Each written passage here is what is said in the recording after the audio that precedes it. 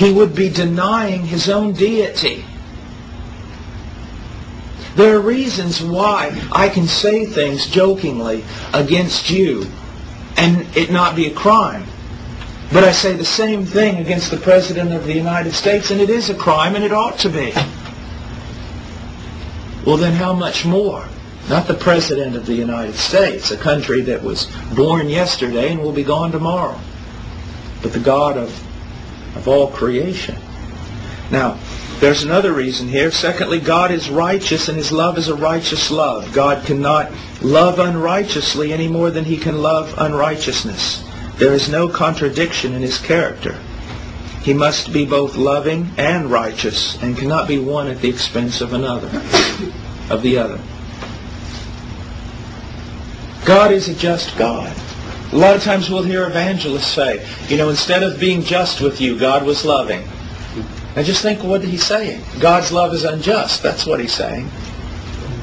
There are all forms of love in this world, and many of them are unjust, are wrong. They're perversions. Because if it's not a just love, it's not love. Now, but we need to be very careful here. Now, I love the Chronicles of Narnia, and read them to my boys and I are reading them right now, as a matter of fact. But in the movie, the Lion, the Witch, and the Wardrobe, and there Aslan is talking to Peter up on that high hill. They're discussing Edmund and such. And Aslan says this. He says basically, there is a law. There is justice. There's this law over me, he seems to indicate, that not even I can violate.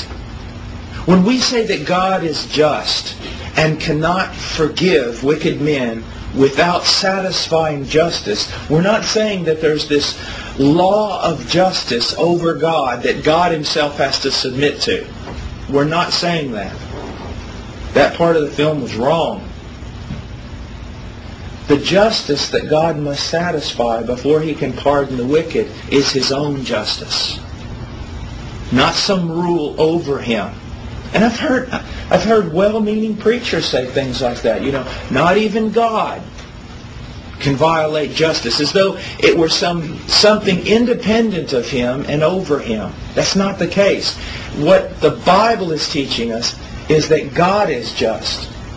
God is perfect. There are no inconsistencies in God's nature. He can never be one thing. He can never manifest, let's say, one attribute at the expense of another attribute. And so that's why the cross is so very important. Thirdly, God is the judge of all the earth. It is His place to see that justice is done, that evil is punished, and that right is vindicated. It would not be appropriate for the heavenly judge to pardon the wicked any more than it would be for an earthly judge to pardon the criminal who stands before him in a court of law. Now, our frequent complaint in society, especially with regard to politicians and judges and those in authority, is that of corruption. That they do not do justice. Even people who, in the name of love, they refuse justice. That's corruption. God is not corrupt. God is holy. God is righteous. He does what is right. He gives every man according to the measure he deserves. Even hell. Sometimes because of wrong preaching and concepts of like Dante's Inferno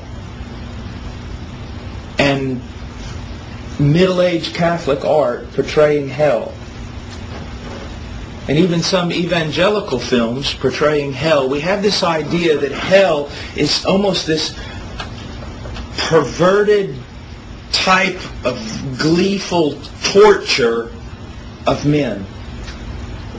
That is not hell. In hell, men are not gleefully tortured, but men receive exactly the justice due them. Now that in no way diminishes the terror of hell, because when you think about the perfect, blinding white justice of God coming against the evil of man, it's a terrifying thing. But know this: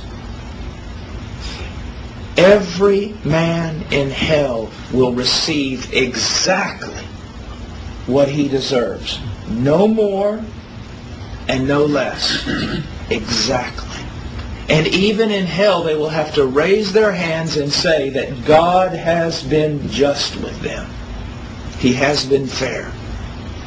And so these are some of the reasons why God just simply cannot turn away from sin and ignore sin. And this has to be pressed upon our generation. Why? Because our generation knows nothing of justice. It knows nothing of justice. And the need for justice to be carried out so that society can remain intact. A man walks into a McDonald's and kills 40 people with a machine gun, but he gets off. Because when he was a child, his dad didn't buy him a Happy Meal or something. But I mean, that's how ludicrous our ideas of justice have become. And so, what is the divine answer? The divine answer is the gospel of Jesus Christ. Now, the gospel, properly translated as good news, in ancient history the word was given to any message of great joy. Now,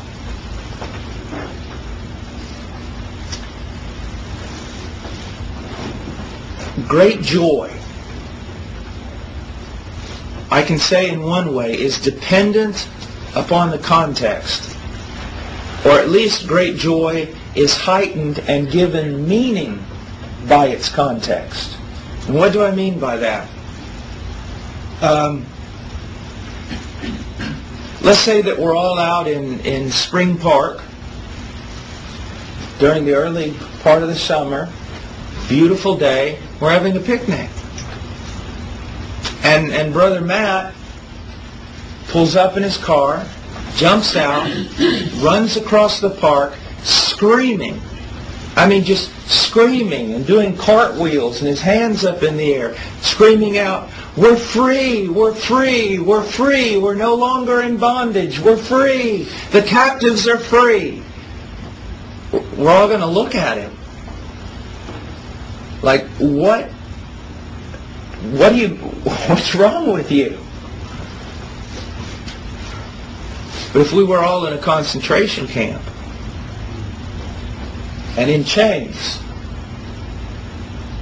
and Matt came running across the field bringing news, we're free, we've been liberated, it would have an entirely new meaning, wouldn't it? Gentlemen, that is why we preach about sin.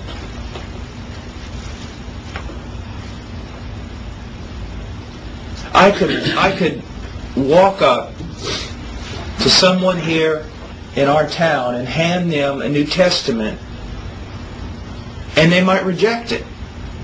Or they would simply receive it and say, "Thanks." But in other contexts, in South America, among the mountain men, I've handed them a New Testament and had them break down in tears and kiss my hands. You see the context? Joy, the expression of it, is often dependent upon a recognition of need.